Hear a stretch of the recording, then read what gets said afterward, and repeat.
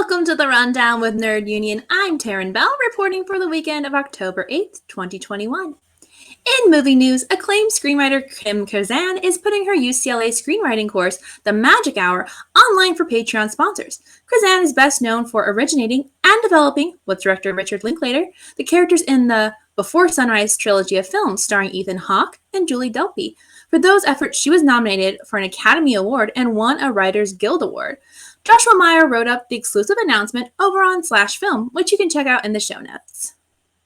Entertainment Weekly dropped exclusive photos of an upcoming Netflix Christmas movie, Single All the Way, that will feature their first openly gay couple for a holiday film.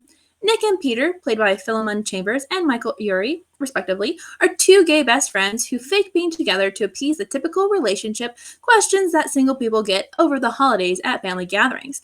This marks a vastly different shift from other LGBT films where the protagonists may have to hide their orientation from disapproving family members by having a fake partner of the opposite gender.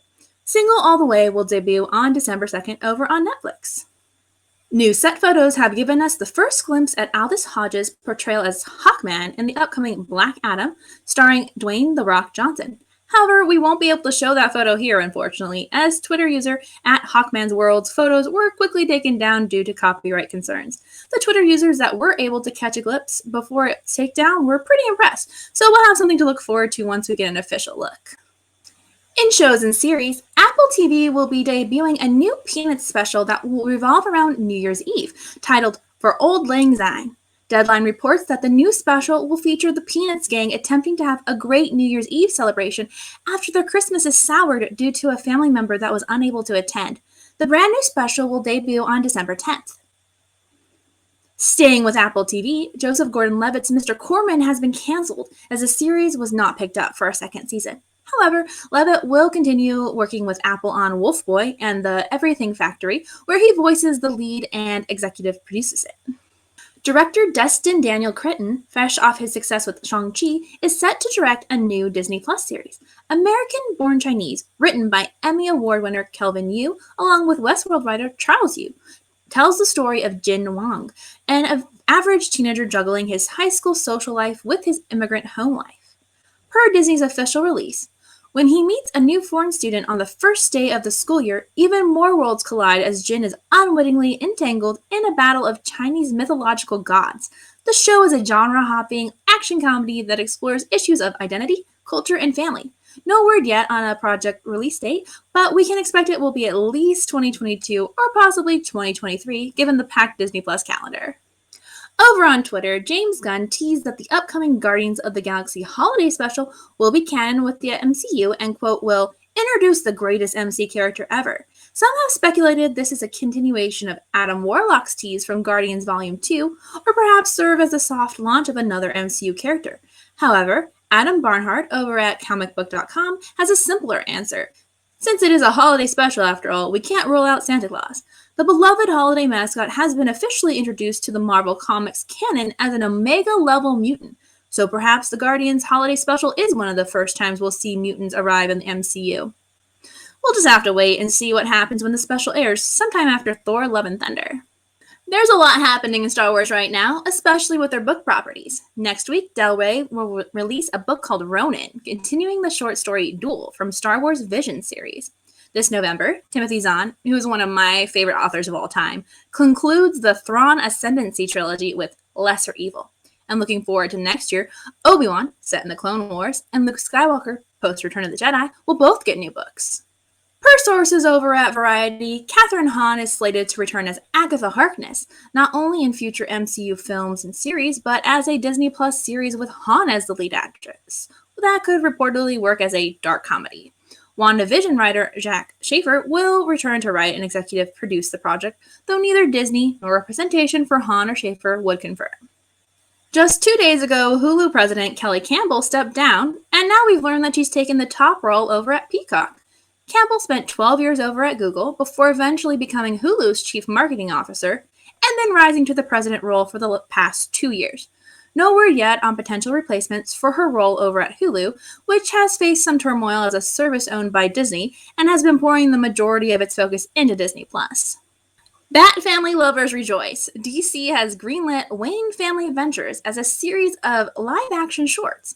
Back in September, during the Batman Day festivities, DC partnered with Webtoon to produce a weekly series of comic shorts that would feature Bruce Wayne dealing with his various Robins and family members.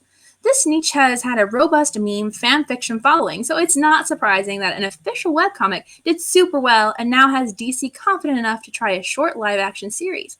The series is being produced by Ishmahawk and will be released regularly over on their YouTube channel.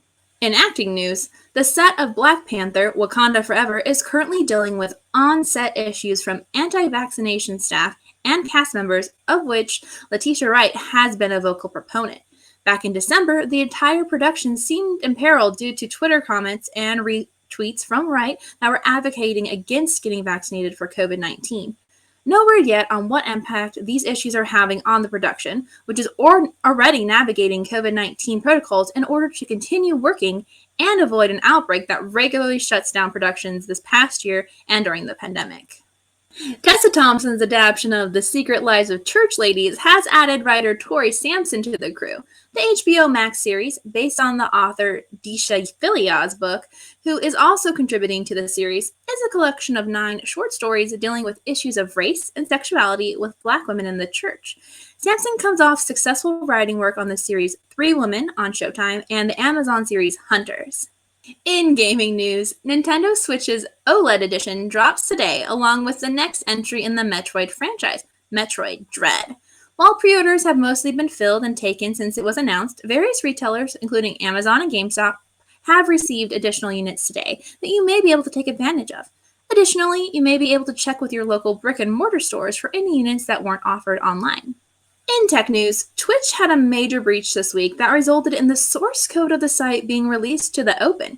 Engadget reports that Twitch was aware of the hack on Wednesday as news broke across the web. The hackers responsible have claimed a number of things, including that they have the entirety of Twitch's source code and various APIs along with the complete earnings of every streamer since 2019 and circulated those numbers online. An important note. Even if you use Twitch just to watch streams, your password information is vulnerable, especially if you haven't enabled two-factor authentication.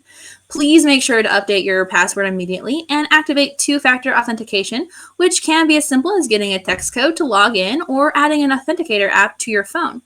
We'll be reporting on this in more depth next week, so make sure to catch Commander Ship and Grandmaster Fro on State of the Nerd Union this coming Monday.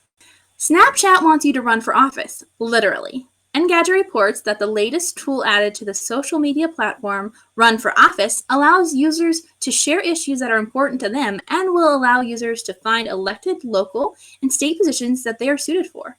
The app was built with input from the New American Leader organization, whose president, Geeta Daggar, stated, "Running for office shouldn't be just for those who are white and wealthy. If we want a democracy that works for and represents all of us, then we need leaders who reflect our increasingly diverse, multicultural communities."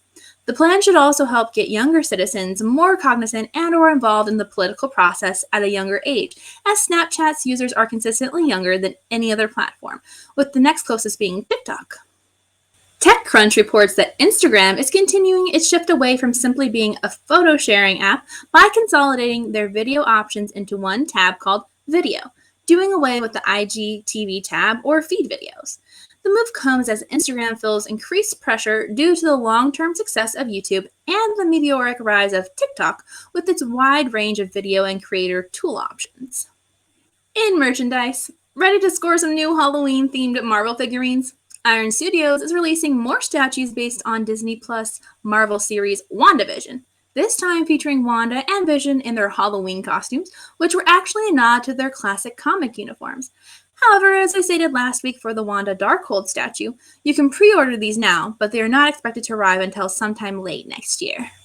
Finally, to end the show, we want to give a shout out to one of Nerdum's true queens, Starbuck. Katie Sackhoff of Battlestar Galactica and Mandalorian fame, to name just a few, celebrated her nuptials over the past weekend with her longtime writer-producer boyfriend, Robin Gatsby. She posted to Instagram a simple shot of her shoes and dress stating, "Tell me you had an amazing wedding without telling me you had an amazing wedding." I bet Katie looked like an angel in her wedding dress. Remember to subscribe to Nerd Union's Twitch, Facebook, or YouTube channels for our live shows, news updates, and our upcoming videos series on movies, games, and more nerd content. Special shout out to our Nerd Union Patreon supporters. We appreciate your monthly contributions, which helps us put out content like this. Doug Schumann and Shelby Johnson. Till next time, I'm Taryn Belle, and this has been The Rundown with Nerd Union.